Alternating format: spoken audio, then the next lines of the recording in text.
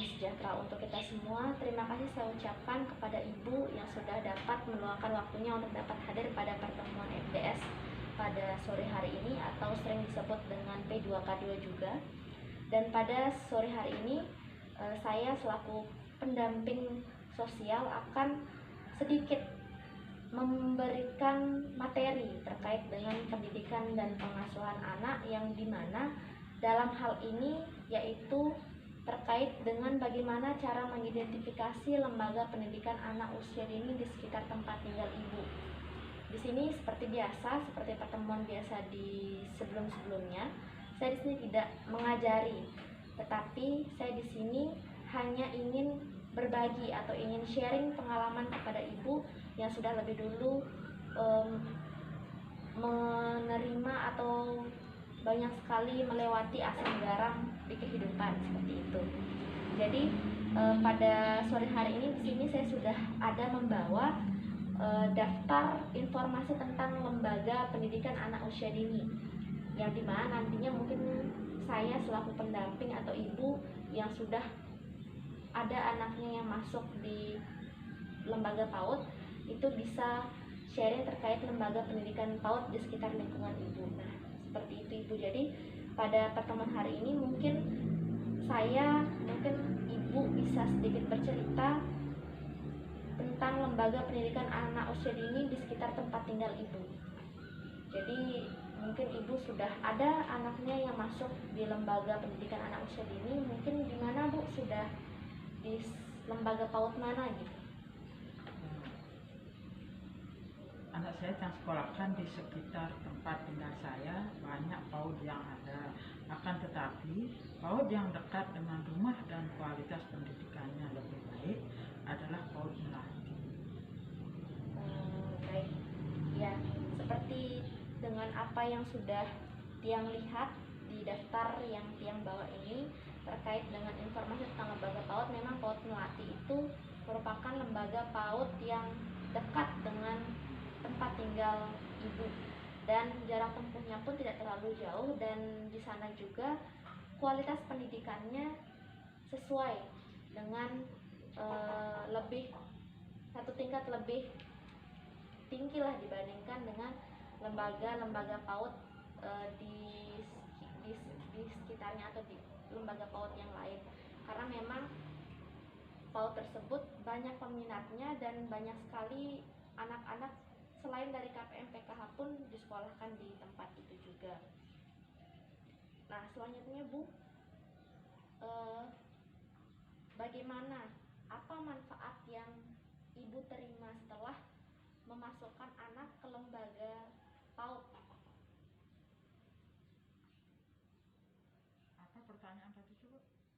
Apa manfaat yang Ibu terima setelah memasukkan anak Ibu ke lembaga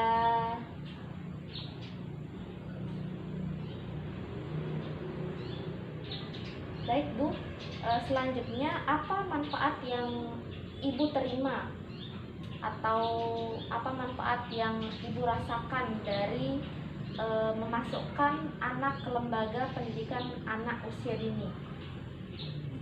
Agar bisa memperkenalkan pendidikan sedini mungkin, agar anak ini paling tidak tahu pentingnya sebuah ilmu pendidikan dan bersosialisasi, tahu namanya sama teman-teman yang lain.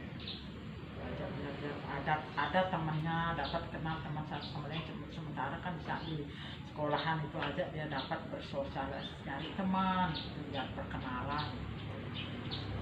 Baik, mungkin ini bisa nantinya dijadikan sebagai beberapa, mungkin ini yang dirasakan juga oleh ibu-ibu KPM yang lain terhadap anaknya yang sudah dimasukkan ke lembaga pendidikan anak usia dini, dan semoga nantinya bisa saling memberikan motivasi kepada sesama KPM, ibu-ibu KPM, dan memberikan solusi jika ada nanti dari teman-teman ibu mungkin yang mengalami kendala seperti memasukkan anaknya ke lembaga PAUD dan lain sebagainya.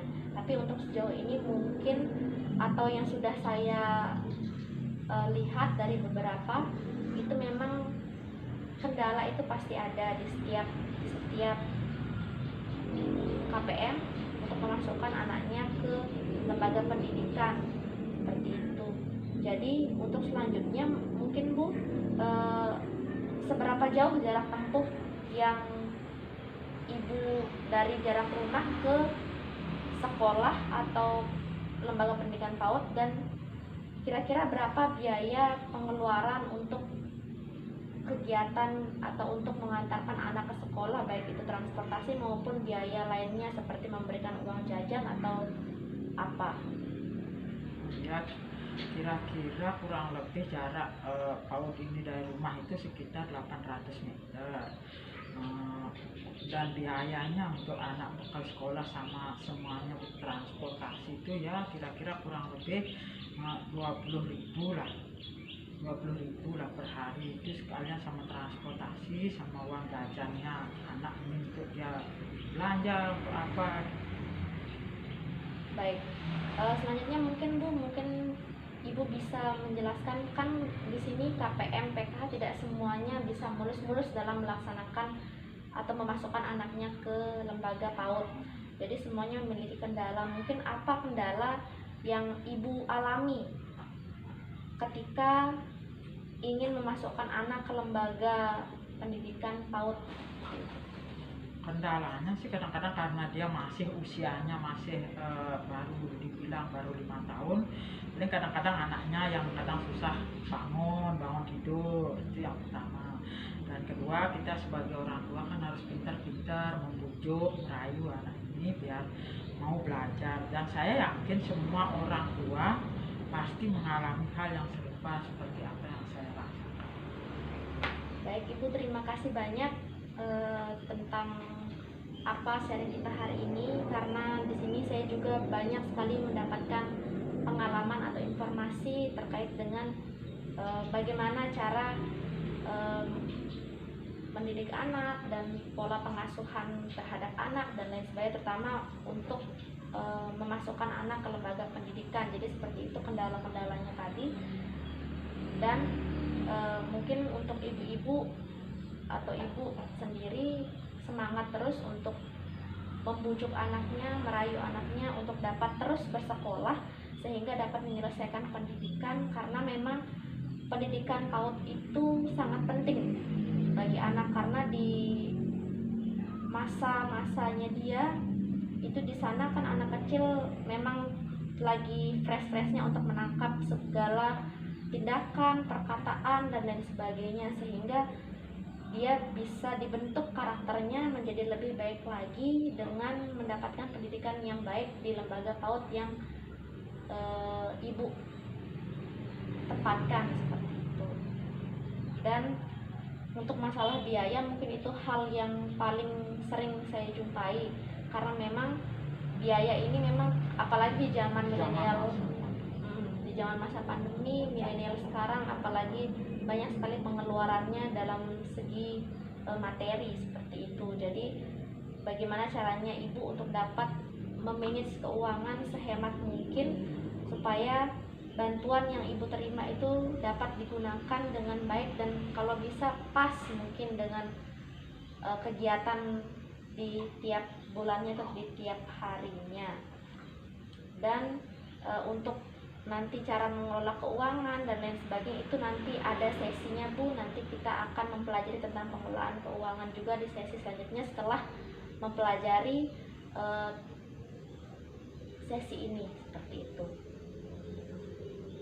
Dan dimohon mungkin untuk ibu-ibu KPM atau ibu sendiri bisa untuk mengajak teman-teman KPM yang lain atau keluarga atau siapa atau anak cucunya agar mereka dapat dimasukkan ke lembaga pendidikan PAUD, karena itu memang sangat penting bagi anak-anak agar mendapatkan pendidikan yang baik, berkualitas dan bisa membentuk karakter anak yang lebih baik untuk dapat melanjutkan pendidikan ke jenjang-jenjang selanjutnya seperti SD, SMP, SMA maupun sampai ke pendidikan tinggi.